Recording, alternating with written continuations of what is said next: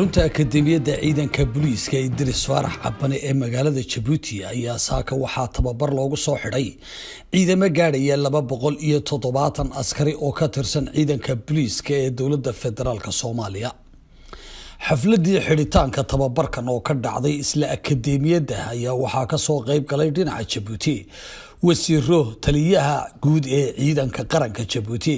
saraakiisha laamaha kala duwan ee ciidamada dhinaca Soomaaliyana waxaa ka soo qayb galay saraakiil sarsare oo hogaaminayay taliyaha kumeel gaadhka ah ee booliiska Soomaaliya.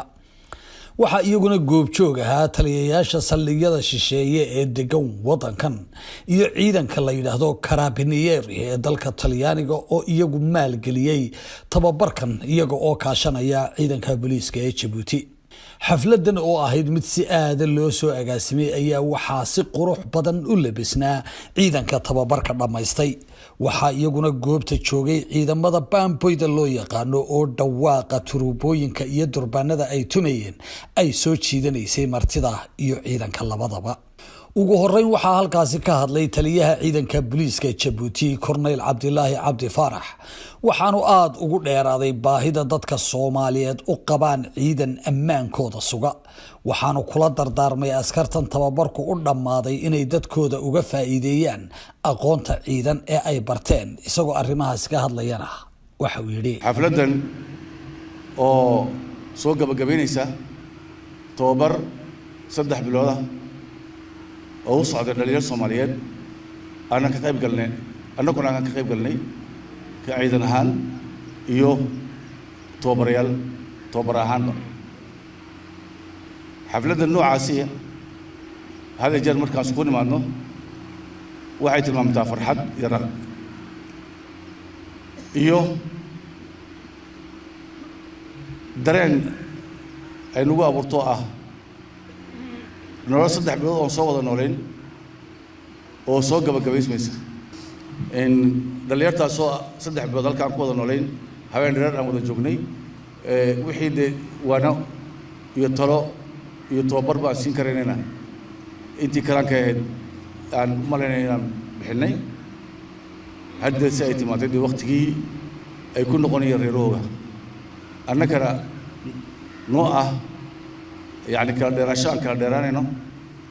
إلى إن كرجينو إن سقور بدنا وناكسن إنه عافمات قبنا ولاية بسكان تصور. taliyaha kumeel gaadhka ah ee ciidanka booliiska Soomaaliyeed General Mukhtaar Xuseen Afrax ayaa isna halkaasi ka soo jeediyay hadallo u badnaa mahadnaq oo uu uga mahad celiyay dawladda iyo dadka reer Djibouti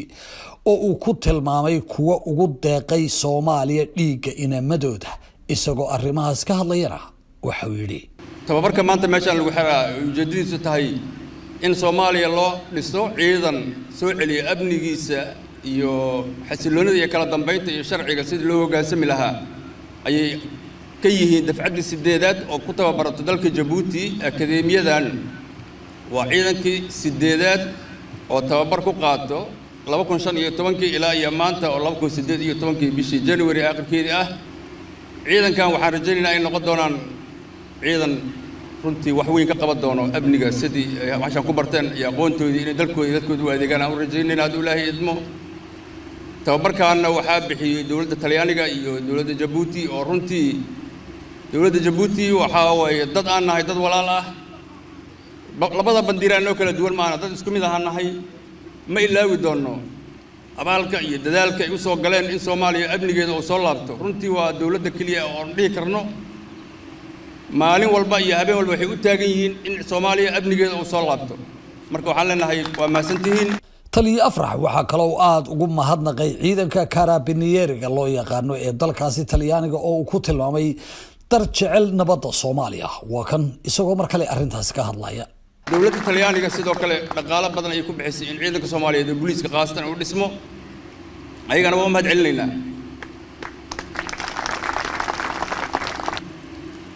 waxaan si gaar ugu mahad celinaynaa madaxweynaha Jamhuuriyadda Djibouti iyo taliyihiisa ciidanka booliiska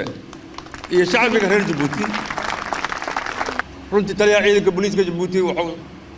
taajid badan u galiyay in ciidankeena uu tababar fiican qaato inuu talan la garab istaago inuu heel iyo hoob la garab taagan ciidanka booliiska Soomaaliyeed. markaas aan la iloowi karin ayuu maaragtay dadaal badan u geliyey in ciidankeena maanta uu soo kabmo waa u mahad celinaynaa cabdullaahi cabdi jazakallah aan leenahay shacbiga reer Jabuuti waxaan leenahay abaalkiin ilaahay gudi karo dowladda Talyaaniga oo dhaqaale ku bixisay in ciidankeena la tababaro iyo qalabayntiisana ayagana u mahad celinaynaa taliyaha ciidanka Talyaaniga ayaa isna hoosta ka xariiqay doorka tababarada noocan ah ay ka qaataan ammaanka dalka iyo aqoonta ciidan labadaba